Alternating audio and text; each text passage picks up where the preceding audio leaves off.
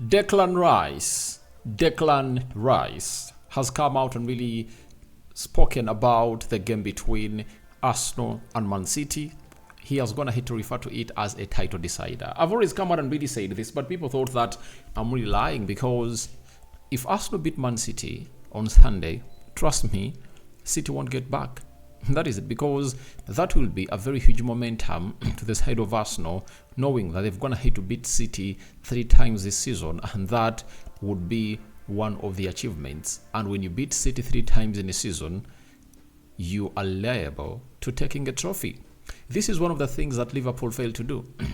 All the moments they've gone ahead to face Man City, they failed to beat them at Etihad. That's why they've gone ahead to see to it that City has gone ahead to edge them on several occasions. And if you are Arsenal and you beat City 3 times, you really refer to what happened last season.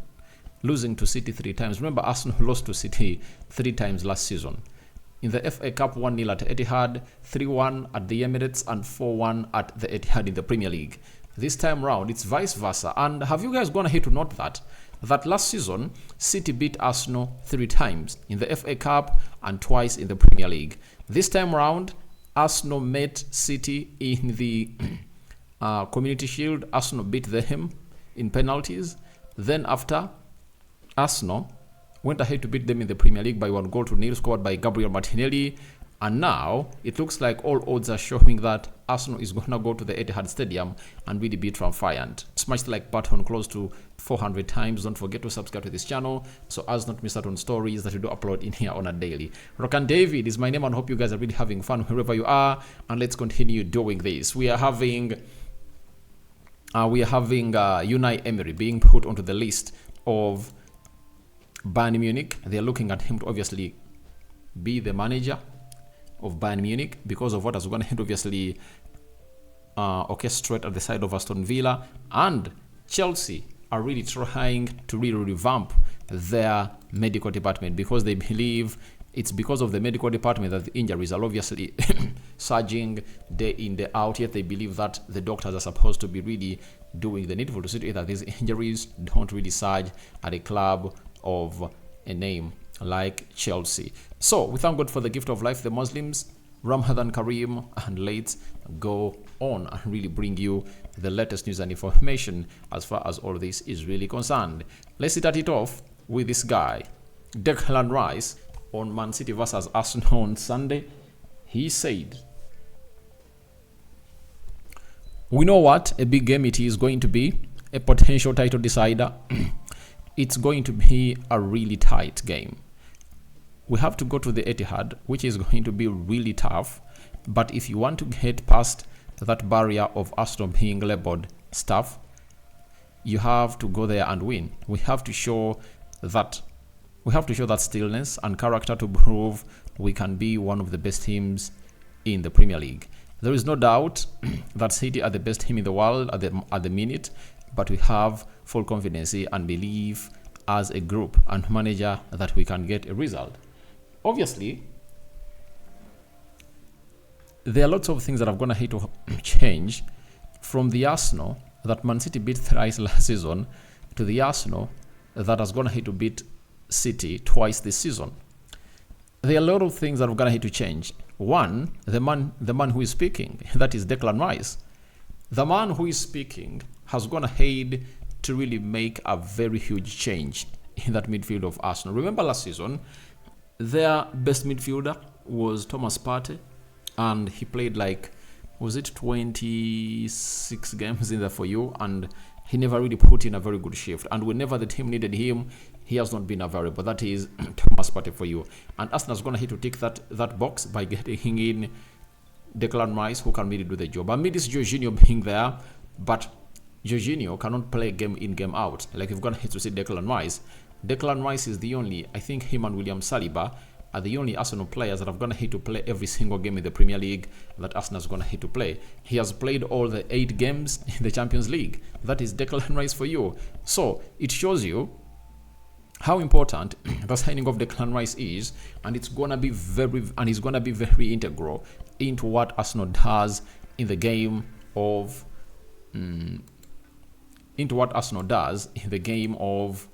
what's the game? In the game of Man City. And to show you his importance, for everyone who remembers the game of Liverpool versus Arsenal, you remember how Declan Rice kept that attacking force of Liverpool on the low, because that attacking force had gone ahead to attack Liverpool. It was a counter, but the way he went ahead to obviously hold them up and heal when they couldn't obviously kill off the chance, it was really memorable, and it shows you what he's really giving the side of Arsenal and what he's really doing. This is the foot I was talking about. Let me try to obviously flash it onto the screen and you guys have a glaze at it, because this moment shows you how good this guy is and why he's even worth more than £105 million. Look, how many players? 1, 2, 3, 4, 5, and it was a 1, 2, 3, 4, 5 5v2. All right, let's also count Saliba, because Saliba had already gone ahead, obviously coming through and get into the equation. So this is 5v2, and Declan Rice held this 5. Before it reached here, it was a 5v1 because Arsenal was hit on the counter from a corner, and Declan Rice was at the half line, and he had to really run backwards and really hold this side of Liverpool, not until they went ahead to obviously give this ball to Gakpo, and Gakpo couldn't go ahead and obviously score that goal because of the pressure that Declan Rice had gone ahead to apply, and his hold-up play that allowed the likes of Saliba to come in through and the likes of Gabriel Magalhaes to join the party helped that. So when you look at what he did on that night, it shows you the difference of Arsenal last season and the Arsenal this season. So don't expect Man City to come out and really dominate Arsenal out in the midfield like they did both at the Etihad and the Emirates last season, because Arsenal now has more midfield buttons to press. There is Partey, there is Jorginho, there is Declan Rice, there is Odegaard, there is Kai Havertz, you understand? There are other players like Fabio Vieira, Emily Smith-Rowe, El Nini, and very many others. Trossard can also be dropped into play in the midfield three. So the manager of Arsenal has a lot to obviously offer, and if at all he wants to obviously disorganize the side of Man City, he can come up with a system that Pep Guardiola has never gone ahead to see. So he's talking about how Arsenal needs to come out and really face this side. Arsenal has gone ahead to bring in Kai Havertz. They've gone ahead to bring in Julian Timber, who is anticipated to be part of that tie in there for you. They have the goalkeeper David Raya. Lots of things have gone ahead to change the club of Arsenal. So every City fan who thinks that Arsenal, you're going to play the same Arsenal that you played last season, that's a lie. And you went ahead to utilize a lot onto the left back of Arsenal, where they used to play Zinchenko. This time around, they really have a solid guy, Jakub Kiwior, very solid. And when you look at how he has gone ahead to play the previous 6-7 games of Arsenal, he has been very important, and he went ahead to take his team to the Euros by knocking out Wales in penalties by 5 penalties to 4. So that is exactly what I'm telling you about these guys, that Declan Rice is really right. And Man City is the best team in the world, there's no doubt about that. But Arsenal need to obviously do the needful, because this is a title decider. Why is the title decider? Arsenal is having 64 points and Man City is having 60. Is it 63? Right? Yeah, Man City is having 63 points. And let me be exact. How many points does Man City have? Let me check here. All I know, Arsenal has 64. Liverpool has 64. Man City has 63. If Arsenal beats Man City, Arsenal will go 4 points ahead of Man City. That is it. And that will be one of the hugest messages sent to Arsenal, that the trophy is going to be yours. And it really comes out to them to know that if at all they beat Man City, they're going to be having some other not-hard teams on the road. There is Luton Town, Brighton, Aston Villa, Wolverhampton Wanderers, and Chelsea. If they beat Man City, I think they can win their next 5 fixtures. And you look at Man City, in their next 5 fixtures, trust me, they'll have to drop points. And that's what makes this game very important. And that's why Declan Rice is really informing to us that the confidence and belief at the side of Arsenal is really huge. And all these players are really looking at beating Man City. I think it's been years since Arsenal last beat Man City at the Etihad, and they're really working tooth and nail to win this game of football. So, Declan Rice knows how hard this game of football is, and the players of Arsenal know how hard this game is. And it's all about Mikel Arteta getting to know how he's going to really formulate his midfield. Because is he going to really pull Kai Havertz back in the midfield and let Gabriel Jesus lead the line? All else, he's going to skip or maintain Kai Havertz onto the front line and let Jorginho, Declan Rice and Odegaard play in the midfield. It will depend on how he wants to play into that beautiful fixture. So we wait and see how that pans out. But Declan Rice is going to hit to vocalize his stance onto that game between Arsenal and Man City. It's a very huge game that is highly anticipated. Arsenal fans have gonna hit obviously come out and really feel charged that they have all what it takes to win that game of football. So he says we have to show stillness and character to prove that we can be one of the best teams. Obviously, to be the best, you have to beat the best. Right now, Man City is the best. Arsenal's gonna hit to beat them twice this season. So we can't wait to see how Arsenal comes in through to see to it that they beat the side of Man City again. So we go to Chelsea, meaning that we are still in London, though this is now West London. We've been North London and Manchester City. Now we have to travel a little bit. Or we have to stride our foot a little bit to West London. This is Kian Gill, football reporter or correspondent for Chelsea at the Daily Mail. He has confirmed us that Chelsea's ever-evolving medical department is set for another addition, with the club now seeking a new head of performance medicine amid a Premier League season plagued with injuries. If you are to talk about teams that are going to hit to be affected with huge injuries, there is no way you don't talk about the side of Chelsea. I think the teams leading the queue is Chelsea and Man United. Chelsea and Man United have gone ahead, obviously, face it rough. I can tell you this with evidence.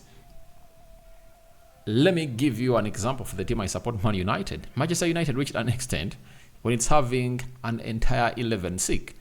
And it's not bad to be having injuries, but the problem has always been who is injured. You get? That is the huge question. Who is injured? Now, at least for Chelsea, they've gone ahead to find themselves into a position where most of their starters and really dependable players have not been injured. But for Man United, it has been vice versa. It has been vice versa because Manchester United, after playing like 3-4 games, the following players were out. Lisandro Martinez, the best centre-back at Man United. Luke Shaw, left-back, one of the best left-backs in the league and in the world. And the first choice defender at Man United was really injured. Casemiro was out. You understand? Bissaka was out. Tyrell Malacia was out. The backups of all those players were really out. You understand? You know? Rasmus Højlund was out. Anton Martial was injured. Then Harry Maguire joined the queue. Mason Mount joined the queue. Amrabat was injured. Which other player was injured? United had close to 13 players that were really injured. But out of the 13, 6 of those were starters. That is it. 6 of those were starters. Even Rafael Varane at a certain point was really injured. So I think for Chelsea, they've gone ahead to have very many injuries. But most of the players have gone ahead to get injured have not been dependables. The dependents of Chelsea are Caicedo, Enzo Fernandez. We'll look at Carl Palmer, Nicholas Jackson, Raheem Sterling. You get? Those have been really available. But the dependables that have gone ahead to be injured for Chelsea that have gone ahead to notice, one is Reece James, the captain. To me, if he can be consistent and play like 30 games of the Premier League season, he can be the best right back in the world because going forward is good and defensive is also good. But he's one of the dependables that has been out at the club of Chelsea. I think even Nkunku affected them a little bit because he has been their tally. He would have gone ahead to be their talisman in the preseason. You saw to it that the manager was planning to play them together with Nicholas Jackson, but towards the start of the season, Nkunku got a setback because of his knee injury. You get? Then Ben Chilwell, I think, has gone ahead to serve a better purpose in the left back position of Chelsea. And I think the other player they've gone ahead to miss is Thiago Silva. But when you look at the list of players that are really injured at Chelsea, it's really very, very, very, very annoying. And if at all you are a person who really puts in a lot of attention to detail, who pays a lot of attention to detail, you at a certain point ask yourself, what is really going wrong at the side of Chelsea? You just have to ask yourself, and a reply will obviously be given to you that something is wrong with the club of Chelsea and how they obviously do their treatments. Now they need to get in another head of the physio room of Chelsea, because it looks like he's not doing his job and they need to do the needful. And I think Chelsea is going to be very good next season. It's one of the teams that are going to join the queue to fight for the title. And next season, it's really going to be one of the best, one of the most amazing seasons. With Man United getting in Ineos to obviously help it on the football operations, that is really great. Hiring Omar Berada, Dan Ashton, and very many others. It shows you that they are ready to take on or move to the next level. Arsenal is already set. Liverpool, I know, however much the manager is leaving, they won't suffer a lot because is it Michael Edwards who was the person who really went ahead to build that project with Jurgen Klopp has come up to obviously return, and I know he's going to help them a lot on recruitment. Spurs is on fire, Man City. So teams are really having lots of things to do. So next season, we might see a title race of like 4 or 5 teams. Today, it's 3. Next season, we might see 2 more join the party and see how it's really going to pan out. Now, after Chelsea, wish them the best of luck, but injuries have been part of the reason as why they've not gone ahead to performing very well, because if Chelsea is having its best team around, they'll do the needful. Look at Romeo Lavia, who was brought in through for like £65 million. He hasn't kicked a ball for the side of Chelsea. If he's in that team, you obviously understand that they can really get more and more and more in as far as results are really concerned. So let's go to Unai Emery as the last story of this episode. We've been told by TZ that Unai Emery is on the list of candidates at Bayern Munich to take over from Thomas Tuchel in the summer. Now, unless otherwise, he has something he's chasing in for. But I see no reason for Unai Emery to start playing or managing the side of Bayern Munich. At Aston Villa, you are trusted. You are still fourth. You might even take them to the Champions League and they're willing to give you a budget. They're listening to you. Then, why do you have to turn heel on Aston Villa, a team that is going to give you all what you want, and they are willing to finance you and get you the players that are going to do the needful?